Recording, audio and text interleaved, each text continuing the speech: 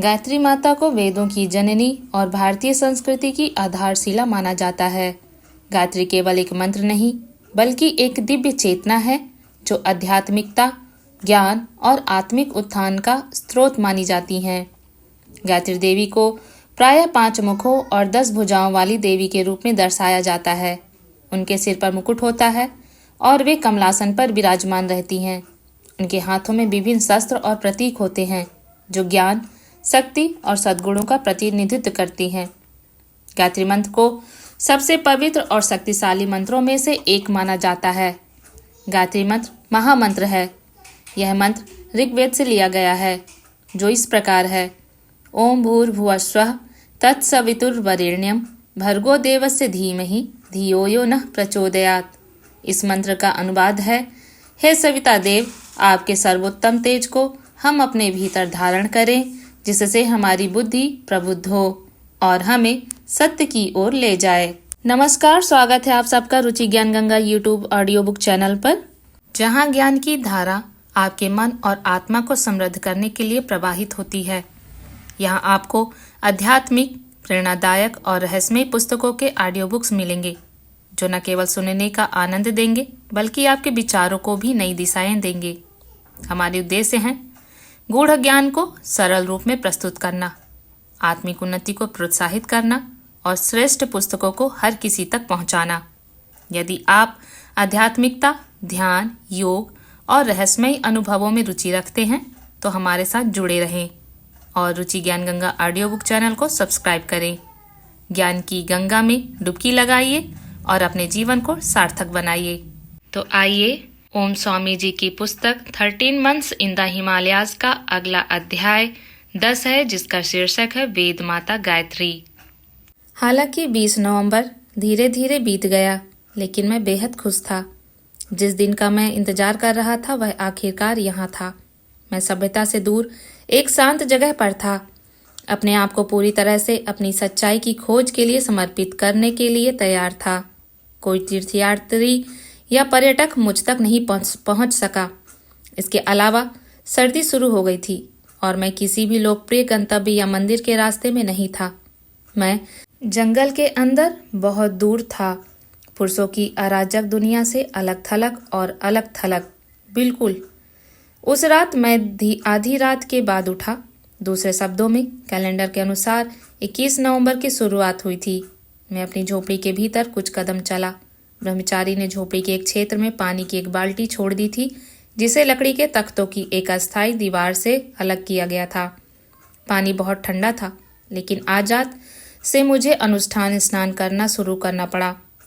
एक सामान्य गलती से जो अधिकांश साधक करते हैं वह है जप या साधना को अपने दैनिक जीवन से अलग करना। बस अपनी वेदी पर बैठना और अपना जप समाप्त करना साधना नहीं है। यह आपके जीवन के हर पहलू को सच्चाई और दया के साथ, प्रेम और सहानुभूति के साथ संरेखित करना है। यही साधना की संपूर्णता है। अगर यह सिर्फ जप के बारे में होता तो कोई भी तोता ऐसा करता। यही कारण है कि पुरस्चरण के दौरान नियमों का या उपदेशों का कड़ाई से पालन होता है। नागा बाबा ने मुझे स्नान से पहले पानी की एक बाल्टी पर प्रदर्शन करने के लिए 4 मुद्राएं या हैंडलॉक दिए थे। चूँकि यह पुस्तक केवल इस बारे में नहीं है कि मैंने क्या किया, बल्कि कैसे मैं हर प्रासंगिक विवरण साझा कर रहा हूँ। स्नान के अनुष्ठान में निम्नलिखित चरण शामिल हैं। पानी के ऊपर अंकुश मुद्रा प्रदर्शित करें। यह आपके दाहिने हाथ से तर्जनी को आपकी मध्यमा उंगली पर लपेटकर या आराम करके किया जाता है। अंकुशा का अर्थ है गोड़, और इस उपकरण का उपयोग हाथियों को नियंत्रित करने के लिए किया जाता है। तर्जनी को छोड़कर सभी उंगलियों से मुट्ठी बनाकर बाएं हाथ से अवांगुंथन मुद्रा की जाती है। फिर तर्जनी को पानी के ऊपर वामावर्त गति में घुमाया जाता है। कलश मुद्रा मेरे सिद्धों के वंश से आई है। कलश का अर्थ है एक बर्तन। अपने बाएं हाथ से एक मुट्ठी बनाएं और इसे अपने दाहिने हाथ से पकड़ें। अपने बाएं हाथ को अपने दाहिने हाथ से लपेटें। यह सबसे सरल कलश मुद्रा है। मत्स्य मुद्रा चौथी है। मत्स्य का अर्थ है मछली। अपने बाएं हाथ को फैलाएं, अपनी हथेली को नीचे की ओर और अपने अंगूठे को बाहर की ओर इंगित करते हुए। अपने दाहिने हाथ को शीर्ष पर रखे, जिसमें हथेली नीचे की ओर और अंगूठा बाहर की ओर इशारा करे। मत्स्य मुद्रा को पूरा करने के लिए अपने अंगूठों को थोड़ा घुमाएं। मुद्रा के विषय में विस्तृत जानकारी आपको मेरी audio books the hidden power of Gayatri mantras Hindi audio books को आप मेरे यूट्यूब चैनल रुचि ज्ञान गंगा की प्लेलिस्ट में चेक कर सकते हैं। इसमें आपको इमेज के साथ मुद्राओं के विषय में विस्तार से बताया गया है। इसमें स्वयं ओम स्वामी जी ने अपने हस्त प्रदर्शन से मुद्रा के बारे में बताया है। इसके बाद नागा बाबा ने मुझे भारतवर्ष की पवित्र नदियों को उस जल में आमंत्रित करने का निर्देश दिया था। यह निम्नलिखित मंत्र का जाप करके किया गया था। गंगा च यमुने कैव गोदावरी सरस्वती नर्मदे सिंधु कावेरी जलस्मिना निधि मां कुरु। जब हम भक्ति के साथ इसका जप करते हैं तो हम सभी पवित्र नदियों की ऊर्जा को अपने पानी में आमंत्रित करते हैं। जबकि मैं अपने शास्त्रों में वर्णित नदियों में स्नान करने से मैं असमर्थ हूँ, जहाँ हमारे ऋषि एक बार स्नान करते थे। मैं स्नान के लिए उनकी ऊर्जा का आवाहन कर रहा हूँ। यूनानी दार्शनिक हेराक्लिटस ने एक बार कहा था, कोई भी आदमी उसी नदी में 2 बार कदम नहीं उठाता, क्योंकि यह एक ही नदी नहीं है और वह वही आदमी नहीं है। पूर्वी विचार में हालांकि पानी को न केवल ऊर्जा का एक आवश्यक तत्व या वाहक माना जाता है, बल्कि एक शक्तिशाली ट्रांसमीटर भी माना जाता है। सनातन धर्म में यह अनुष्ठानों में महत्वपूर्ण भूमिका निभाता है। जब एक ऋषि पानी में कदम रखता है, उदाहरण के लिए यह अपनी ऊर्जा को या दूसरे तरीके से बरकरार रखता है और प्रसारित करता है।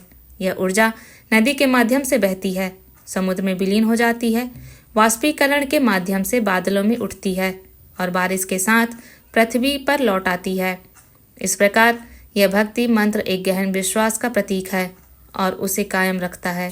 पहले जाप के बाद मुझे गुरु पादुका का मंत्र 7 बार जाप करना पड़ा।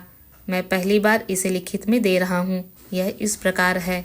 एंग ह्रींग श्रींग हा शा खा फ्रेंग हा शा छा मा ला वा रा यंग हा शा खा फ्रिंग हा सु श्री अद्वैत नंदा नाथाय श्री दुर्गा नम्बियाई नमः। हमेशा की तरह याद रखने वाली महत्वपूर्ण बात यह है कि एक बीज शब्दांश के अंत में जी, जैसे कि एंग, ह्रींग, श्रींग, फ्रेंग और यांग उपरोक्त मंत्र में एक नरम है, स्पष्ट नहीं ध्वनि। ये मूल रूप से शीर्ष पर एक चंद्र बिंदु के साथ लिखे गए थे। यह एक पेट्री डिश में एक बिंदु की तरह दिखता है, जो एक शुद्ध नाक की ध्वनि थी। उपरोक्त मेरा मंत्र श्री अद्वैतानंद नाथाय श्री दुर्गा देवमाविया नमः के साथ समाप्त होता है। नागा बाबा ने मुझे बताया था कि नाथ वंश में महान ऋषि मत्स्येंद्र नाथ द्वारा शुरू किया गया था और एक अन्य असाधारण तपस्वी गोरक्षनाथ द्वारा आगे बढ़ाया गया। उन्हें अद्वैतानंद नाथ के रूप में दीक्षा दी गई थी।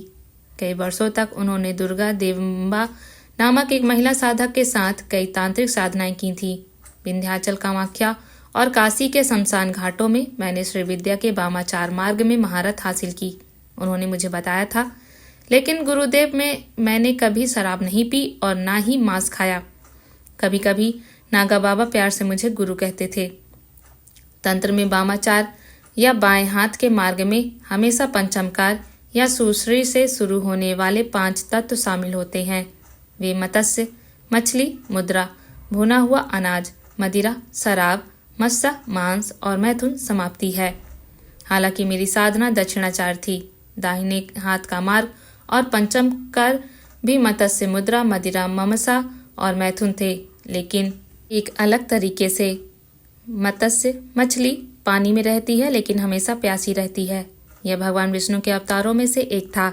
इसके अलावा मछलियां पहले कशेरुक थीं। मत्स्य को ईश्वर के लिए वैसी ही हताशा है जैसे पानी से बाहर मछली का होना, जैसे पानी में रहते हुए प्यासा होना और हमारे पहले स्रोत से जुड़ना। मुद्राओं को हाथ के ताले, मदिरा को पवित्र नामों पर नशे में, ममसा को सामान्य भोजन के माध्यम से और खेचरी मुद्रा यह तो ठीक है और पूर्णतः को भगवान के साथ मिलन द्वारा दर्शाया गया था। यदि आपके गुरु ने आपको गुरु पादुका मंत्र नहीं दिया है तो मैं यह नहीं कहूँगा कि आप उपरोक्त मंत्र का जाप कर सकते हैं, क्योंकि नागा बाबा ने मुझे ऐसा करने के लिए कभी अधिकृत नहीं किया। हालांकि आप जो कर सकते हैं वह यह है कि श्री अद्वैतानंद नाथाय श्री दुर्गा देवम्बे नमः को श्री त्रिपुरंतकाय श्री त्रिपुराय नमः में बदल दें। ये क्रमशः भगवान शिव और देवी माँ के नाम है। इस प्रारंभिक प्रक्रिया के बाद मैं अपने शरीर पर पानी डालने के लिए तैयार था। ऐसा करते समय मुझे अपने पुरस्चरण के मंत्र का जाप करना था, जो इस मामले में गायत्री मंत्र था। अच्छी बात यह थी कि गुफा में 2 महीने ने मुझे अल्ट्रा ठंडे जलवायु में अल्ट्रा ठंडे पानी से स्नान करने का प्रबंध करने के लिए पर्याप्त रूप से प्रशिक्षित किया था। क्या मैं बिना स्नान किए पुरस्चरण शुरू नहीं कर सकता था? आखिर गोपाल गिरी और कई अन्य संतों के बारे में उन्होंने बात की। शायद ही कभी स्नान किया, मैं नहीं। आज मेरा यह शरीर 45 साल पुराना है और केवल एक उदाहरण है जहां मुझे याद है कि मैंने सुबह गलती से बिना स्नान किए कुछ खा लिया था। यह एक रेड आई अंतर्राष्ट्रीय उड़ान पर था। दूसरे शब्दों में, स्नान और शुद्धिकरण के बाद अपना दिन शुरू करना ही एकमात्र तरीका था जिसे मैं जानता था। यह उल्लेख करने के लिए नहीं कि मेरी साधना ब्रह्मांड में सबसे शुद्ध प्राणी के लिए एक होनी थी, जिसे नित्य बुद्ध और नित्य शुद्धि कहा जाता है। स्वत रूप से जागृत और शाश्वत रूप से शुद्ध। मैंने अपनी लंगोटी को नागा बाबा द्वारा दिए गए शावर मंत्र से बांध दिया और अपने आरामदायक थर्मल को खोल दिया। गहरे भूरे रंग के मैंने उन्हें कनखल में 400 रुपए में खरीदा था। अचानक न केवल मैं गर्म था, बल्कि सब कुछ ही भी आसान हो गया।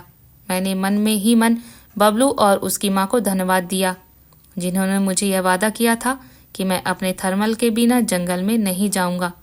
अगर उन्होंने मुझे मजबूर नहीं किया होता तो मैं इसे नहीं खरीदता। मैं गुफा में अपनी लंगोटी में जिस तरह से रहता था वैसे ही जीना जारी रखता। लेकिन मुझे खुशी हुई कि मैंने उनकी बात सुनी, और मैं आपको बताऊंगा कि मेरे दिमाग में क्या चल रहा था। जब बबलू की माँ ने मुझे बार बार थर्मल खरीदने के लिए कह रही थी, मैं इस महिला को नहीं जानता था। मैंने सोचा वह मेरी माँ की उम्र की है और वह भी उसकी तरह दिखती है, और यहाँ वह लगातार जोर दे रही है कि मैं थर्मल खरीदूं। शायद यह मेरी अपनी माँ या जगन माता है जो मुझे ऐसा करने के लिए कह रही हैं।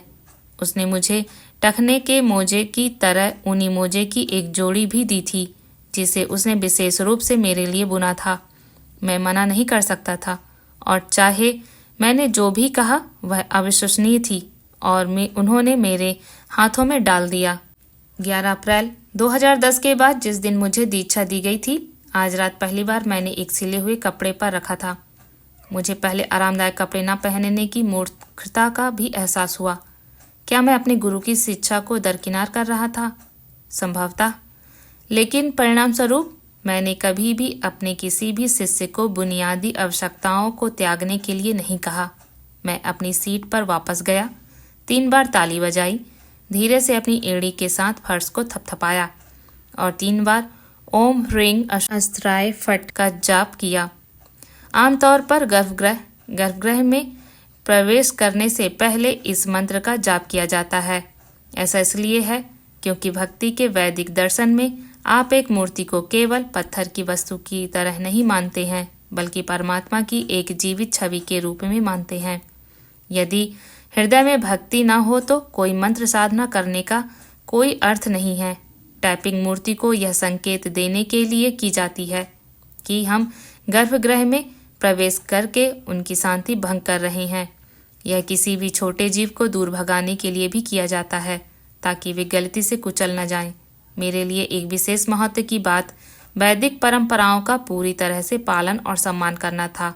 अन्यथा मैं कैसे जान सकता था कि मैं इसलिए असफल हो गया था क्योंकि वेदों में जो कुछ भी लिखा गया था उसमें कोई सच्चाई नहीं थी, या क्योंकि मैं अपनी साधना को ठीक से करने में विफल रहा था। जैसे ही मैं बैठा, मेरे हाथ और पैर अभी भी ठंडे थे, इस हद तक कि मैं उन्हें महसूस नहीं कर सकता था। मैंने सिद्धासन पालथी मारकर मुद्रा धारण की और अपनी जांघों पर एक कंबल डाल दिया। आज रात शुरुआत थी और मैं खुशी, आशा और प्रत्याशा से भरा था। यह प्यार में होने और अपने प्रिय से मिलने के लिए बाहर निकलने की तैयारी करने जैसा था। साधना का कार्य भी मुझे ऐसा ही लगा। मुझे जगन माता की एक झलक न मिलने का दर्द महसूस हुआ, लेकिन यह भी अत्यधिक खुशी थी कि अब मैं अपने दिल की संतुष्टि के लिए उन्हें निर्बाध रूप से बुला पाऊंगा। जीवन विरोधाभासों से भरा है जो सह अस्तित्व में है और वे मेरे थे। मैं निम्नलिखित चरणों से गुजरा। पहला, शुद्धिकरण। जल में एक छोटे से बर्तन में मैंने अनामिका और अंगूठे को डुबोया और फिर जप करते हुए इसे सभी दिशाओं में छिड़क दिया और मैंने पवित्रीकरण का मंत्र कहा। यह मंत्र व्यक्त करता है कि भले ही मैंने स्नान किया है और नए कपड़े पहने हैं, फिर भी मैं अपने व्यक्तित्व में, अपने दिल में और अपने दिमाग में अशुद्धियों को ले जाता हूँ, जिन्हें दिव्य ऊर्जा पर ध्यान करके दूर किया जाना है। शाब्दिक अर्थ यह है कि इससे कोई फर्क नहीं पड़ता कि आप कितने अशुद्ध हैं या आप किस अवस्था में हैं। जो दिव्य ऊर्जा का ध्यान करता है, भगवान को यहाँ पुंडरीकाक्ष कहा जाता है। सुंदर कमल आंखों वाला जो भगवान के ऐसे रूप का ध्यान करता है, वह अंदर से शुद्ध हो जाता है। दूसरा, जल पात्र से अपने दाहिने हाथ में थोड़ा सा जल लेकर मैंने ओम केशवाय नमः, ओम माधवाय नमः, ओम नारायणाय नमः का 3 बार जाप किया। फिर मैंने ओम पुंडरीकाक्षाय नमः का जाप करते हुए लगभग प्रतीकात्मक रूप से बाईं ओर हाथ धोए। इस बिंदु पर मुझे एक दीपक जलाना था, लेकिन गुफा में चूहों के साथ अपने अनुभवों के बाद मैंने मानसिक रूप से ऐसा करने का फैसला किया, जो मेरा तीसरा चरण था। आखिर चीज जो मुझे चाहिए थी वह थी, जब मैं ध्यान कर रहा था तो चूहों ने बाती को दूर कर दिया। इससे भी महत्वपूर्ण बात यह है कि मैं जगन माता के मंत्र के अलावा किसी और चीज पर ध्यान नहीं देना चाहता था। साधना के दौरान आपके आसपास जितनी अधिक भौतिक वस्तुएं होती हैं, आप उतने ही अधिक विचलित होते हैं। चौथा, मैंने भगवान गणेश को आशीर्वाद देने के लिए आमंत्रित किया ताकि मैं बिना किसी बड़ी रुकावट के इस साधना को कर सकूं। सच कहूं तो मुझे बाधाओं और रुकावटों से कोई परेशानी नहीं थी, जब तक कि मुझे अपनी सीट से बीच में उठने या अपनी साधना को पूरी तरह से छोड़ने के लिए मजबूर नहीं किया गया। जब से मैंने बचपन में वैदिक जप सीखा था, तब से मैंने हमेशा भगवान गणेश से उनके 12 नामों का जप करके प्रार्थना की। इसके बाद मैंने भगवान गणेश के 3 हैंडलॉक किए। छठवां, अब शुभता के मंत्र स्वस्ति वाचन का जप करने का समय था। मैंने पहली बार इसे सुनाना तब सीखा जब मैं 10 साल का था। मुझे तुरंत इससे प्यार हो गया और यह तब से मेरे साथ रहा है। यहाँ एक संक्षिप्त संस्करण है। 7वां, अपने गुरु का ध्यान करने, गुरु मंत्र का जाप करने और वंश में सभी को सम्मान देने के बाद मैंने वेद माता गायत्री का ध्यान किया और उनके मंत्र का कुछ बार जाप किया। 8वां, मैंने धरती माता को धन्यवाद दिया। जहाँ मैं बैठा था, एक छोटा प्रतीकात्मक त्रिकोण बनाकर मैंने ह्रीं अधरशक्तये नमः का जाप किया। 9वां, अब किसी पुरस्चरण के पहले दिन लिए जाने वाले संकल्प व्रत को लेने का समय था। यह इस प्रकार था।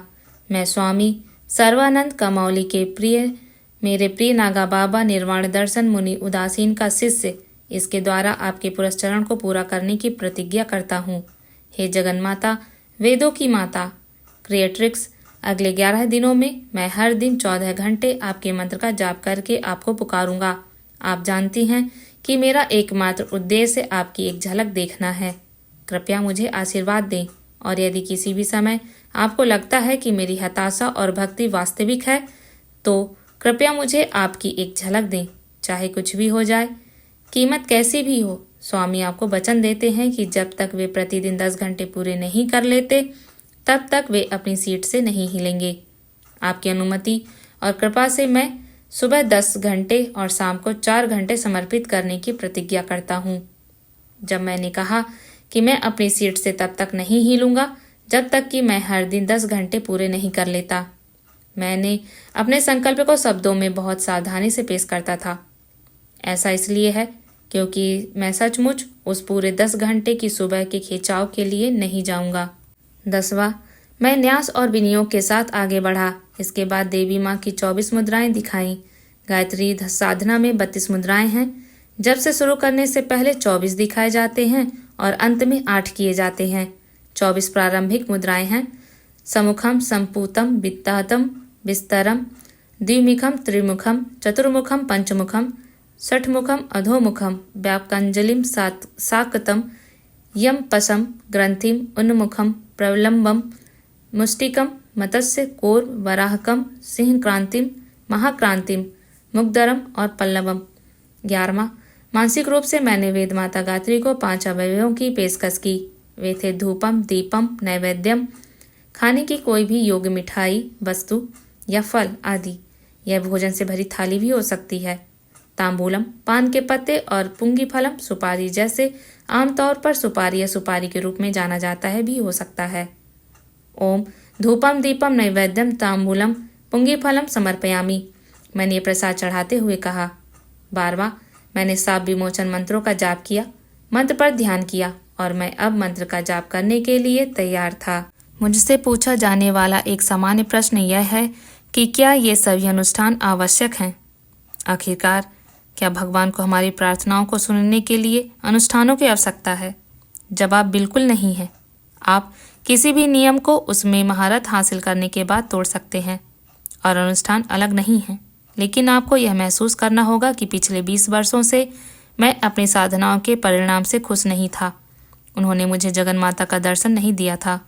मैंने उसे कई खूबसूरत सपने से देखे थे, लेकिन वे सिर्फ सपने थे। मैं एक और अधिक गहन अनुभव के लिए बेताब था। इसलिए मैंने अपना भौतिक जीवन छोड़ दिया, क्योंकि मैं न केवल खुद को पूरी तरह से जगन माता के साथ एक होने के लिए समर्पित करना चाहता था, बल्कि ऐसा इस तरीके से भी करना चाहता था जो पूरी तरह से शास्त्र के आदेशों के अनुरूप था। इस तरह अगर वह अभी भी नहीं आई तो कम से कम मैं वेदों का पालन न करने की संभावना से इनकार कर सकता था। कृष्ण भगवद गीता में कहते हैं, यह शास्त्र विधिम उचिष्यजते वर्तते काम कर्तः न सा सिद्धिम अविप्रणोति न सुखम न पराम गतिम। और अगले ही श्लोक में वह आगे कहते हैं, तस्माच शास्त्रम प्रमाणम ते कार्याचार्य व्यवस्थितौ ज्ञानत्व शास्त्र विधानोत्कम कर्म कर्तुम इहारसी। अर्थात जो वेदों का मार्ग छोड़कर अपनी मर्जी से कर्म करता है उसे न सिद्धि प्राप्त होती है, न सुख की प्राप्ति होती है और न परम मंजिल की प्राप्ति होती है। इसके अलावा अंततः और जब भी संदेह होता है, शास्त्र हमारा मार्गदर्शक होता है। व्यक्तिगत रूप से मुझे अपनी संस्कृति या अपने धर्म को छोड़ने का कोई कारण नहीं मिला है। इसने मुझे सब कुछ दिया है। मुझे यह स्वीकार करने में कोई हिचक नहीं है कि मैं एक धार्मिक व्यक्ति हूँ और मेरा धर्म मेरी आध्यात्मिकता का एक अभिन्न अंग है। ऐसा नहीं है कि मैं सुबह की शुरुआत प्रार्थना से करता हूँ, लेकिन सनातन धर्म हमारे वेद शास्त्र साधना मार्ग के प्रति मेरे मन में अपार श्रद्धा है। यदि आप उन्हें पढ़ते हैं तो आप पाएंगे कि वे आपको केवल अच्छी चीज़ें सिखाते हैं और जहाँ भी आपको कुछ भी मिलता है जो आज लागू नहीं है उसका उपयोग ना करें। यही वास्तव में सनातन धर्म की सबसे बड़ी सुंदरता है। यह हमेशा के लिए विकसित हो रहा है। शुद्धिकरण नियमित कार्य है।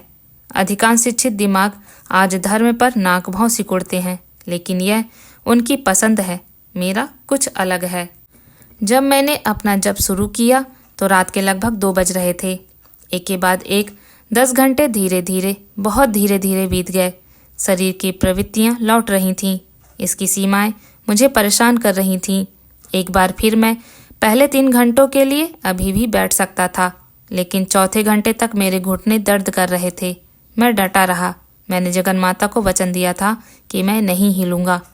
कीमत जो भी हो, मैं अपना वादा तोड़ने के लिए तैयार नहीं था। 6 घंटे बाद मैं अपने पैरों को महसूस नहीं कर सका। नहीं, वे सुन नहीं थे, मैं बस उन्हें महसूस नहीं कर सका। 1 और 2 घंटे बाद मेरा पूरा शरीर अविश्वसनीय रूप से भारी महसूस हुआ। मेरे पैरों में सनसनी लौट आई, लेकिन वे नरक की तरह दर्द कर रहे थे।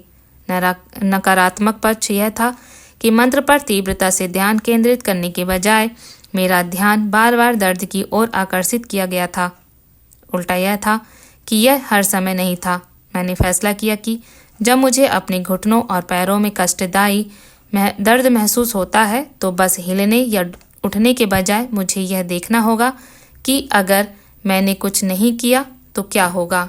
यदि आप मुझे अपनी एकाग्रता और दिमागीपन के संदर्भ में खुद को रेट करने के लिए कहते हैं तो मैं खुद को 10 में से 4 से अधिक नहीं दूंगा, क्योंकि दर्द ने मुझे बार बार विचलित किया था। अपनी लंबी साधना के दौरान मुझे एक अंतर्दृष्टि मिली कि आप केवल लंबे समय तक स्थिर बैठ सकते हैं यदि आपका मन भी स्थिर हो।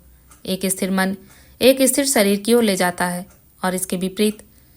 लेकिन अगर आप मुझसे अपनी हताशा और भक्ति के संदर्भ में खुद को रेट करने के लिए कहें तो यह 10 में से 7 या 8 होगा। किसी भी मामले में मुझे कुल मिलाकर बेहतर करने की उम्मीद थी। अंत में दोपहर में मैं उठा और देवी माँ को धन्यवाद दिया। मैंने अपने माता पिता के लिए भी प्रार्थना की क्योंकि उस दिन उनकी शादी की सालगिरह थी।